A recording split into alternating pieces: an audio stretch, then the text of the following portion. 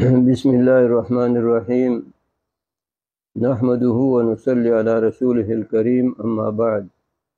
أعوذ بالله من الشيطان الرجيم. بسم الله الرحمن الرحيم. إن أكرمكم عند الله أتقاكم. وقال الله تعالى: تعاونوا على البر والتقوى ولا تعاونوا على الإثم والعدوان. صدق الله العظيم. حاضرین، زما یو افسوس حواله سره تاسو ته یو پیغام غره لېږم، او دا ستاسو نه درخواست کوم چې تاسو کم ملګري او کم خلق هغه چې دا بیان هغه واورئ، نو دا به شیر کوي چې دا د دنیا کونې کونې هغې ته ورسي. په بټنګۍ او په دغه پاشتو کې چې کومه واقعه هغه د زانګو هغه پیښه شوې وه، دا په تاریخ کې په تحصیل علیه باندې او په ضلع بټګرام باندې دا یو ډېر لوی هغه امتحان و، او هغه کسان هغه د موت او د حیات د هغې په کشمکش کې وو. په هغې کې چې کوم بیروني دغه قومونو، بیروني خلقو د هغو چې کوم هغه همدردي وه، دې سره د پاکستان ټول ادارې، د مرکزي ادارې، صوبایي ادارې او مقامي انتظامیه او مقامي دغه سیاسي پارټۍ او ټول هغه خلق هغه چې په دې باندې هغه کم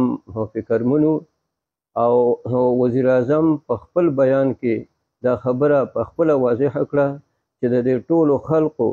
د هغو چې کوم توجه وه او د هغو چې کوم سوال او د هغو چې کوم درخواست و، الله تعالی د هغې درخواست د خلقو هغې سوال باندې هغه خلق هغه الله تعالی هغه بچ کړه، هغه دغه محفوظ خپل کورونو ته هغه لاړه. بیا چې د هغو کوم پروتوکول هغه وفاقي حکومت کړ دی، یا د صوبایي حکومت یا ضلعي حکومت چې د هغو کومه حوصله افزایي هغه کړله، نو موږ هغه وخت کې هم د هغې شکریه ادا کړله، او اوس هم د هغې شکرګزار یو، او آینده به هم شکرګزار یو.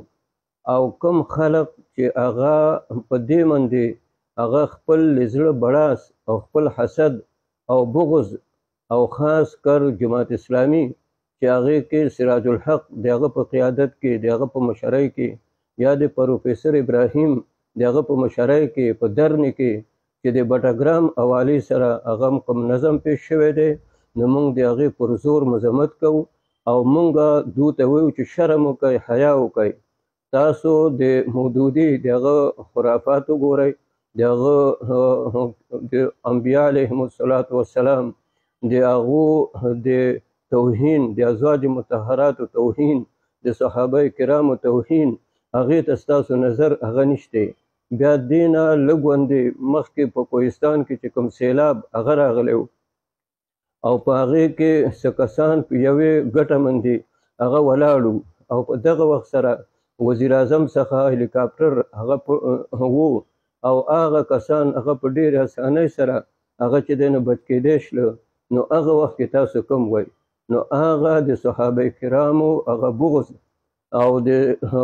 انبیا علیهم السلام د هغو د هغه عصمت، د هغې هغه انکار، او د اهل بیتو او د ازواج مطهراتو د هغې د توهین، هغه خبرې چې ستاسو نه یېرې دي هغه ستاسو په نظر کې نه دي، او چې موږ سره ټولو دیني ادارو او ټولو مذهبي ادارو او ټولو وفاقي او صوبایي ادارو او بین الاقوامي ادارو هغې بټګرام هغې سره یو همدردي وکړله، او دا همدردي به د موږ همیشه یاد ساتو. دې نه مخکې چېرته یو ګورنر هغه عوامو له هغه دومره پذیرایي هغه نه ده ورکړې، د عوامو په مسایلو کې دومره حصه هغه نه ده اخیستې، او مسلسل هغه یو هلیکاپټر به ته او بل هلیکاپټر هغه به راته، او دې سره مسخرې یا دې سره اقاړې. نو لهذا زه د جمعیت علماء اسلام د پلیټ فارم نه د تحصیل بټګرام د تحصیل علی او د ضلع بټګرام د هغې په حوالې سره هغه زه دا وایم چې تاسو د مودودي هغه خرافات هغې ته توجه وکړئ او هغه خرافات هغه تاسو هغه ووینځئ او د جمعیت علماء اسلام په هغې باندې تاسو هغه د هغې نه باز هغه راشئ ورنه هغه زړې فتوې چې مودودي دوال مدل دی او هغه زړې چې دی نو نارې چې کوم هغه د جمعیت علماء اسلام یا د جمعیت علماء اسلام د جماعت اسلامي خلاف هغه کومې نارې لګولې هغه نارې هغه به بیا جمعیت علماء اسلام او دارنګه جمعیت علماء اسلام هغه به منظر عام ته راړي نو د دې وجه نه زه دا درخواست کوم چې تاسو د دې حرکاتو نه د دې نه باز هغه راشئ د جمعیت علماء اسلام کارکنان تاسو ته معلوم دي دا د مولانا غلام غوث هزاروي رحمت الله علیه د هغه اثرات هغه تر اوسه پورې هغه زمونږ په وینه کې شته دی نو لهذا زه دا وایم پروفیسر ابراهیم ته او دغه شان دا زه وایم سراج الحق ته چې دا داسې قسم خبرې چې ستاسو په مخ کې هغه کېږي او د جمعیت علماء اسلام نو بیا به هغه چې د مودودي سره هغه کوم نظمونه ویلې شوي دي او د هغه کوم خرافات چې په نظمونو کې هغه ذکر شوي دي نو هغه سلمان ګیلاني او هغه نور زموږ د پښتنو شاعرانو هغه چې کوم اشعار هغه ویل کوم نظمونه ویل دي هغه نظمونه هغه به برسر عام هغه بیا ذکر کوو او فیسبوک له به هم ورکو او په جلسو کې به هم ویو مونږ خو دا غواړو چې پاکستان لوی مسایلو کې دی پاکستان ته ډېر لوی چیلنجونه دي که پی ټی آی والا هغه دا بغض هغه کوي او دا ګن ګودام دا د خولې نه چې دی نو کاږي نو د هغو یو حق هغه جوړیږي ځکه هغه په سیاسي مرګ سره مړه شله او په د هغو مشر هغه په سیاسي مرګ سره هغه مړ شو او دغه مړي پسې خلک هغه جړاګانې کوي نو که هغو جړا کوي نو تاسو څوک هغه مړ دی مودودي خو پخوا مړ دی تاسو چا پسې هغه جړا کوئ نو لهذا زه دا بار بار وایم او د جمعیت علماء اسلام کارکنانو ته وایم چې دا خبره دا داسې بېغوره نه پرېږدي او په دې باندې د اکشن چې دی نو واخلي چې آینده یو مودودي یا یو د غیر ملکي یهودي ایجنټ هغه د جمعیت علماء اسلام د مشرانو او د جمعیت علماء اسلام د کارکنانو دغه خلاف هغه اواز اوچت نه کړي واخر دعوانا ان الحمد لله رب العالمین